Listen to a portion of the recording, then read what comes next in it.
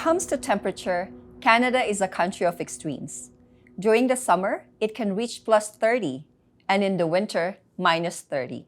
Those significant differences, if you don't have efficient heating or cooling systems, mean you could have a significant bill at the end of each month. I'm Lourdes Fideris with the GreenToba project, and today we'll be connecting with Whyte Ridge Performance. We'll learn about air source heat pumps and how they can reduce your bills, and initiatives you can take advantage of when you're looking at your next heating and cooling system.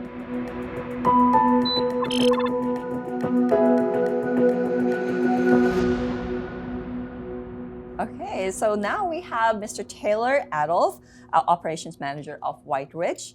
And so this is going to be an interesting topic today. So why don't you introduce yourself? Yeah, I'm Taylor Adolphe. I'm the founder of Whyte Ridge. We've been in business for about 5 years. My background was working at Manitoba Hydro as a gas inspector and emergency response technician. Did that for about 13 years, where my passion just kind of began doing more green energy technology, furnaces and air conditioners, and just giving people good customer service. So yeah, so I guess that experience like that you had from Manitoba Hydro helped you better, more equipped in educating your customers with the importance of efficiency. Right? Yeah, it's definitely helped be able to give new ideas to customers, because we were always responding to the worst case scenario. The heat would be out or a gas leak. And people, what I noticed is they were just looking for a good solution, and there was very lacking, in my opinion, in the private sector. And I thought that was something that I could do for people, is give them a good balanced response of what could they install in their house to fit their needs, right? Yeah, definitely. So tell us about right now, about Whyte Ridge duct cleaning. Duct cleaning, yeah, we do a fair bit of duct cleaning. We're predominantly on the furnace and air conditioner and heat pump installations. We do duct cleaning, it's an important part of just your regular maintenance. Yeah. So you can almost think that the duct system's like a vacuum. We're sucking all the dust, debris into the return duct. It will hit a filter before it gets into the system, but anything that passes through or that filter's clogged, it's going to plug our system and cause some pretty big repair cost. So our passion and what we're trying to do when we're duct cleaning is to increase efficiency by not having any of that dirt and debris inside the ductwork, help your living environment so you have the clean air, but also lower your breakdowns from not having this debris plug your furnace and air conditioner. So duct cleaning is just more of a short term, right? But we are talking about what we want to emphasize is the long term of having a more efficient and a better way of heating and cooling your home. So with your work with cleaning ducts in the home, you probably have a great understanding of the different heating and furnace options inside the home. So what are those different options and how they differ from each other? Yeah, simply put, we've perfected burning gas. So most of the houses in the city are going to use natural gas to heat their homes. An older furnace, like standard efficiency, is burning about 70% efficiency. So every dollar of gas you're burning, 30 cents are going up the chimney. It's not being used in the heating process to heat the house. With newer furnaces, we're burning at 96, 97, even 98% efficiency. So for every dollar, we're only losing about 2 cents. And so, just replacing your furnace, quick math, you would save about 30% on your heating bill. Mid-efficiency is about 80%, so you would save a little bit less. But some of the things that we don't think about when we're replacing our equipment is that we use the air inside of our house to burn the gas with a standard and mid-efficient appliance, and then your plus 20 air inside your house is getting exhausted out of the house. Yeah. So you're always kind of making the house drier by exhausting that air, but also when you're bringing out that warm air, you got to bring in cold air somewhere else. So if it's minus 20 outside, we're bringing in minus 20 air, and then we're exhausting plus 20 air for consumption. So that's definitely losing some of our efficiency there. But with a new furnace, it has a direct venting. So it brings fresh air from outside, burns the gas, and then it will exhaust it outside.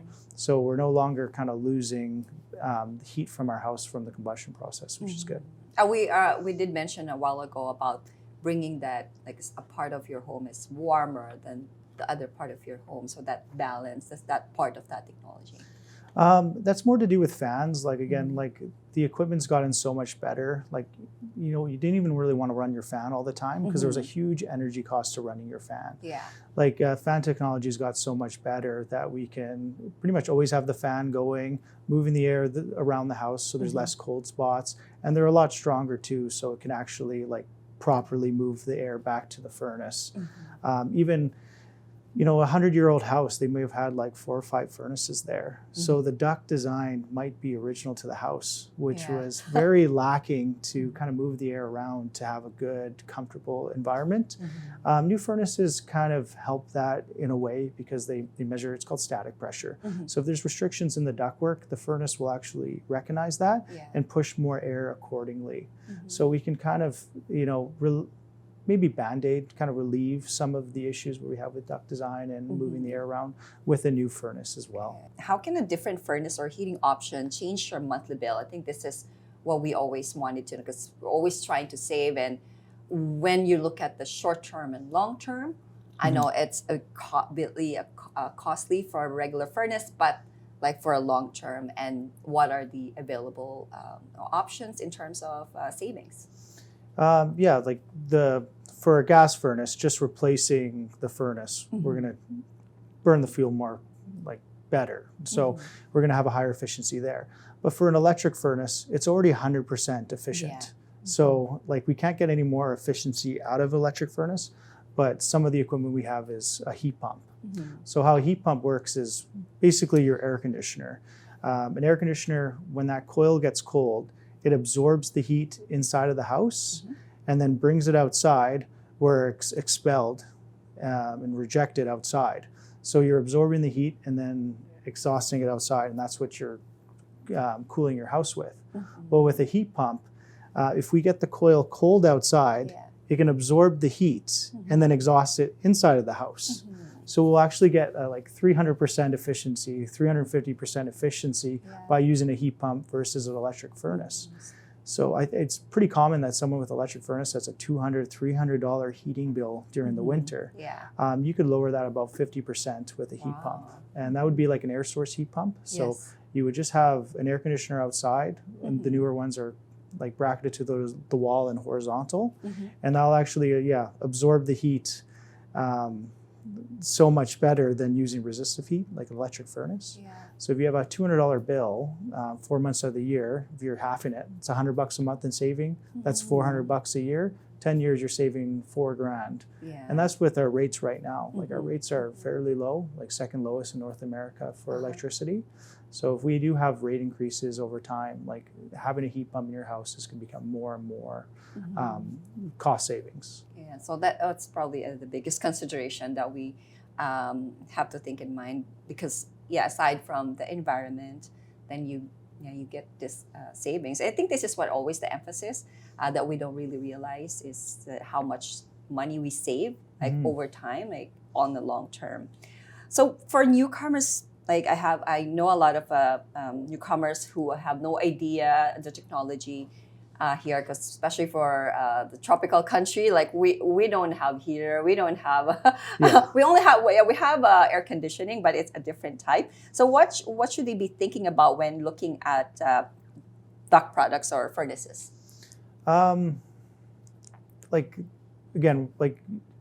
Because of different ratings in Canada, you have to get a high efficient furnace. It's always going to be over 95 efficiency, but some things we're not going to get is like comfort. So kind of the older type furnaces, it was single stage. So if you needed the heat, it would burn max capacity. So if you would have, it's BTUs, so that's how much energy it uses. It'll 80,000 BTUs on. And that would be how much heat you would need to heat your house in like minus 35. It would be way too big for when it was 0 degrees out. And with the new technology in furnaces, we can reduce how much gas we're burning unless we need more. So like a 2-stage furnace is going to be way more comfortable. The fan's way quieter and it burns about half as much gas.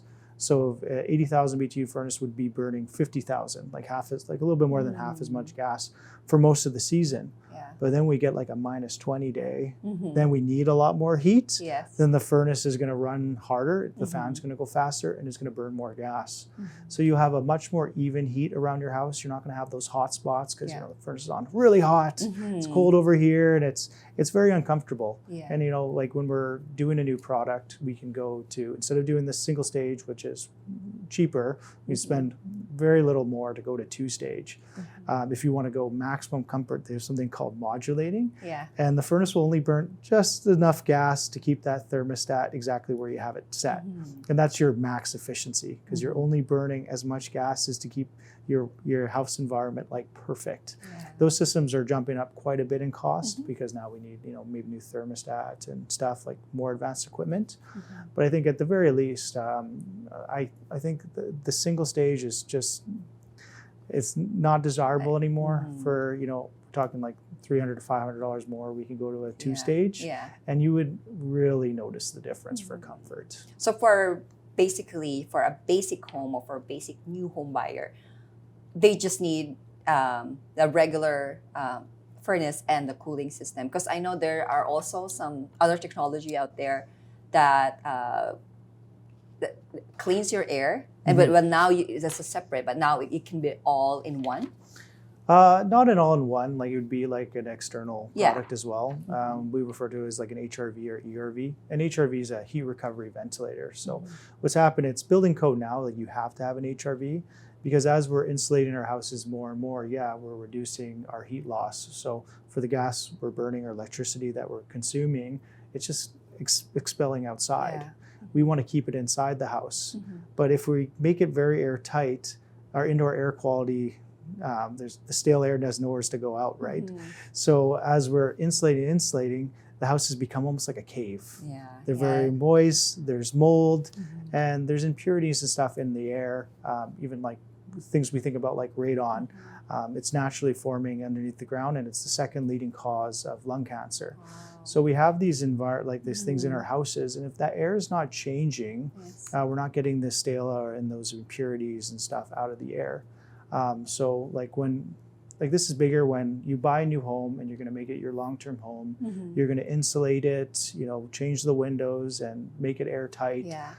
You should be talking to a mechanical contractor, because if we're not looking into like air quality, bringing in that fresh air, or maybe not adjusting the system for the new products. Going back to what we said, if the house is 100 years old, they might not even have an air conditioner. And you need bigger ductwork for an air conditioner because it moves more air. So then you get noisy ducts, again, your hot spots, like the system needs to be adjusted as well. Like one mentioned a while ago, like how people are spending more time now at home, because after the pandemic, more people are working at home right now, and they'll notice the difference of the air quality working at home and the air quality when they are at work. It was so fascinating. We were getting so many duct cleaning calls during COVID, and what we were finding when we're talking to customers is, you would go to work and I would feel good, my sinuses would be clear, then I go home and I'm all stuffy, and you almost feel sick, like they'd feel better out of their house. And like what was happening there, like duct cleaning was maybe a very small percentage of the real issue. You know, sometimes you move into a house and they had dogs and pets and you have allergies. So like the first thing you should do when you buy a new house is clean the ductwork and inspect your equipment. But a little bit different. For people who've been in that house for a long time, there's no fresh air. It's all stale air in here. So at a commercial building, they will have it's called an economizer. So it's the rooftop's always bringing in fresh air to improve that air quality. At your house, like we might not have any of that. Like there's a large cost to bringing in fresh air, right? And you know, by codes and stuff, a commercial building's doing it. But our house, we might neglect it. And that's where these HRVs and ERVs come from, because we don't want to bring in, like, it sounds nuts, we want fresh air. You're going to open up a window in minus 30? No way, right? It's way too cold. And that's where these HRVs and ERVs come in. They'll bring in fresh air from outside, and it'll exhaust air at the same time. So rather than bringing in that minus 30 air, we're preconditioning it with the air that's being exhausted, and we're going to capture some of that heat. And if we do it properly, we'll bring it into the ductwork. So when it comes back into the house, it'll be conditioned now by the furnace. So if the heat's on, it's going to heat up that air that's getting moved around the house. And that's where you would see a lot of your air quality, reduce humidity, and just overall living environment that way. Yeah, and did you notice that benefits from your customers that avail of the efficient heating and cooling? Like it's the biggest. Yeah. Like one thing that helps as well is like a different filter, because if you put in a bigger filter rack with more filtration, you'll get the impurities out of the air, but you're still not getting fresh air. Like how nice is it to go outside, or you're on a trip or a hike? Like the air quality is very important to just our human health. And if we're not having that air exchange, again, from the green aspect, it lowers our efficiency like crazy to be just constantly losing that air. And that's why we should be, like, a part of our discussion when we're trying to change our mechanical system is like, what's the air, how many times is the air changing in our house is very important. That's a good point. So should people be thinking differently now about furnaces and ductwork when it comes to business and residential? Yeah, like especially for heat pumps, like heat pumps just move more air. Yeah. Like heat pumps is an interesting technology. Like the reason why heat pumps weren't huge in the market 30 years ago is that we need a small air conditioner for cooling, but we need a bigger air conditioner for heating. Like you need a bigger heat pump. And that's where the technology and maybe some bad information about heat pumps are in the market, is because they would only run to like -5 and they wouldn't work very well. Well, with the new technology, we can put a bigger heat pump in that will also run lower as an air conditioner. And that's what makes a heat pump so efficient, is when you're cooling your house, same as the furnace, you don't need tons of air conditioning all the time. But our standard ones are just like full bore, cool the house fast, and then they shut off. Well, a heat pump will modulate, like some of the equipment will modulate. So it'll kind of rev up depending on how much cooling you need. And then for the heat pump side, it'll do the same thing. It'll rev up how much to the heating demand, how much heat is bringing into the house. But when you have a larger air conditioner, you need a larger duct, because you need to move more air. So if you have like a very old house with it was never even designed for air conditioner, very small ductwork, it moves the heat around, it's fine. Someone will go put in an air conditioner in 10 years later, it's noisy, but it works. Leaking. But now we're going to stick a heat pump in, and we're going to try to move tons of air through very narrow ductwork. So so that's kind of the big change in the residential side. What we see in commercial is, think about a school. Kids might be exercising in a gym and it's nice and hot in there, but then classrooms will be cool. So sometimes a part of like a heat pump is we're just moving energy around to get the efficiency. Well, instead of just exhausting that warm area of the school where there's this stuff being going on, why don't we move the energy around? And that's kind of some of the equipment that they have in commercial sector now, is called it's like a VAV box, and that'll just kind of move from room to room and then condition it as needed. Even in sometimes warehouse or server rooms, like some part of the building will be hot and we need it to get cooler. So why don't we just move that warm energy from the server room and then move it into the offices? So we're just kind of using the energy that we've already used and just putting it in the right spot. And that would be the big difference in commercial. And speaking of from the food industry, we mentioned a while ago that it's different in a restaurant. I think restaurant would need more of that fresh air than any other industry, just because of that, from cooking indoor and how's that technology can help in this industry. Heat pumps, not so much. Like you might be able to do like a ductless split, like a cooling and heating system just for a certain spot where it would have its own thermostat. And then we're not burning any natural gas to cool and heat that space.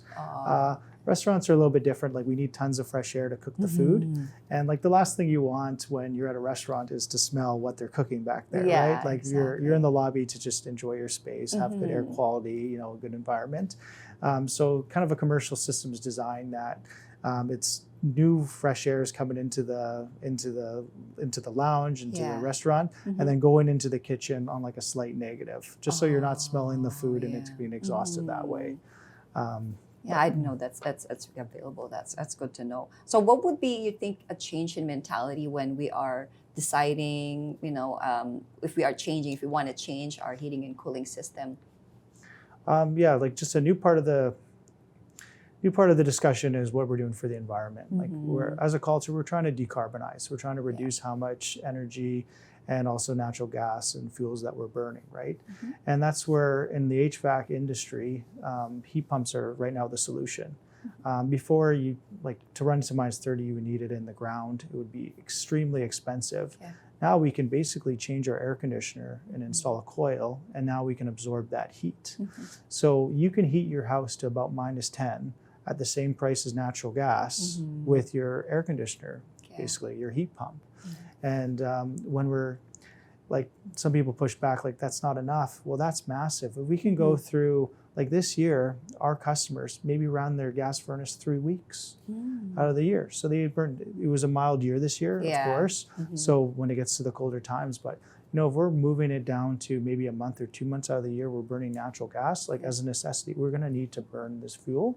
But at the same price as burning natural gas, that's a massive part of, I think, the discussion for decarbonizing. The other part is never looked at is safety. Like when we get an old standard appliance, like my background at Manitoba Hydro, responding to emergencies, was a house isn't really designed for like old style appliances. So when you redo your windows and doors and the house is more airtight and you run an exhaust fan, air has to come back into the house somehow. And this old gas furnace that uses the chimney effect to exhaust, it can't keep up with your new kitchen, your new exhaust fans. So that burnt gas will get pulled down the chimney and back into the house. And that's where you'd be seeing like, your CO emergencies and stuff like that. With new furnaces, like emergency like call outs have dropped like almost to nothing, right? Like, because like you still need a CO detector in your house. You still need to be correct because stuff does happen. But your chances of having a CO emergency or burnt gas coming into the house is greatly reduced with a new furnace. So again, are you thinking about your family's safety when you're replacing your hot water tank or furnace? Sometimes people aren't really thinking about that, but someone who's trying to keep that ancient furnace to keep going because they don't want to pay the installation cost, as long as you're maintaining it and you're have a good contractor that's kind of making sure it's running properly. But if you're not, like I think like the simplest solution would be to replace it with something more efficient, more safe, more comfortable, better fan. I don't think there's much of an argument to keep those furnaces in anymore. Yeah, exactly. So what would be the best time? Like we had a very mild winter this time, and it feels like spring right now, honestly. When is the best time to thinking about switching to high efficient heating and cooling? Like your best deal is always going to be the spring and fall, like before the rush, because if you're trying to install a furnace after it breaks in the heart of the winter, there's a premium. You're calling on Christmas, it's pretty expensive to get somebody to install your furnace that day, right? So I think the most important thing is like when you have time, start looking into the different technologies, talk to some heating contractors, get a few different quotes to see what fits best for your family and what your needs are. And that's where you're going to get the best price. Because if you're trying to make a repair or make some changes, you might put in something that's it'll be like by code, it'll be efficient because it has to be 95% efficient. But you might get maybe a subpar product at a premium price where if you're educated and like on the systems, if you've done your research and you've talked to different contractors, that's where you're going to get your best price and the best equipment for your house. And then if you're scheduling the install rather than calling, hey, can you install that furnace today? That's always easier for a contractor, right? It looks like we're going to have a long, nice weather. So I think this is the best time for people to think about switching. So what sort of programs has your business taken advantage of, and what is available for the consumers? There's the Greener Homes Energy Grant. It's kind of in a transition right now, but you can get some federal funding for your air conditioner to go. Like if you change your air conditioner and your furnace to kind of a heat pump system, there's a rebate that way. But that's a little bit in limbo just because they're kind of adjusting the program right now. The one that's still accessible right now is the provincial from Efficiency Manitoba. Okay. So if you're going to put in like a matched system, like a heat pump system, we're seeing our customers get from $1,000 to $1,700 from Efficiency Manitoba. So it depends if you're putting what type of heat pump you're putting in. If you're putting a cold climate, like one that can run to minus 25, minus 30, you get a lot more rebates with that type of equipment. You can also do like a whole home retrofit. So if you're planning to go like do your windows, do your attic, do your basement, like you're really turning this into a 21st century home, and putting in a heat pump system, you can apply for the whole home retrofit. And depending on how much you lower your gigajoules, like how much your consumption is, you'll get a rebate based on that whole amount. Oh, okay. So if you're buying an older home, it still has leaky windows and not too much insulation, I think my first call would be to like Efficiency Manitoba and kind of working lockstep with them at like how can I make my house more efficient, and they're gonna reimburse you because you're lowering your carbon footprint, you're reducing your consumption, and it's exactly what we want as a culture, right? Okay, that's definitely so. This for everyone who is now, like I think there are more information about this technology.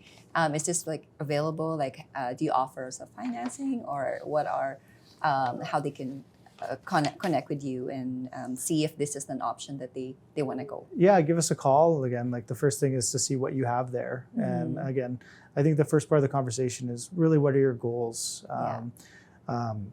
Are you going the green route? Are you going like what's the most cost effective? So that's going to be a part of the conversation. And there's just so many options depending on where your house is, what's your duct design. We want to just kind of see what's going on at your house and then go from there. So if your main concern is to go green, do we want to go electric with a heat pump? Do we want to make like there's more electricity to the house? So we might have to be, making some changes to the panel and your electrical panel. So it can kind of snowball depending on your needs. But we've had customers that kind of like getting an electric car. You need to do a car charging station at your house. Like if you have a passion for green technology, there's a lot of steps to get there, right? Like I guess you could go buy an electric car and then you have an electric car, but you got to kind of map out like where am I going to plug it in? Can I charge it at home? So if we're going to charge it at home, I'm going to need more energy. And it's the same thing when we're thinking about decarbonizing our house. Like how much electricity do we have? Can we put an electric furnace? Do we want to pair it with a heat pump to lower our energy cost?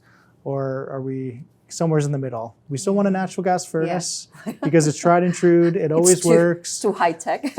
It's a funny thing. Like people would love to have natural gas to their homes. Like you go to Atlantic Canada, they're really suffering because they have oil there and electricity, and oil is extremely expensive to operate. We have natural gas systems where, like to our house, where we're burning at 97% efficiency. So it's like, I don't think the idea is to just get rid of that natural gas. Like it is actually really good, even compared to a natural gas generation station, right? Like it might be 50, 60% efficient to boil water, to spin magnets, to bring us energy. If you can build it, like burn the gas at your house at 97% efficiency, that's what we want to do. So but if we can just reduce our carbon emissions with having just a heat pump system, we need an air conditioner. It's going to cool and heat. Something we never talked about. It's an insanely efficient air conditioner as well. So you save on the cooling side and then you decarbonize on the heating side. So you're kind of having like this perfect appliance where I think, and when you're going after rebates and taking part of those things, if you're looking at a 10-year span, it should be been cheaper to do a heat pump rather than doing your traditional air conditioner.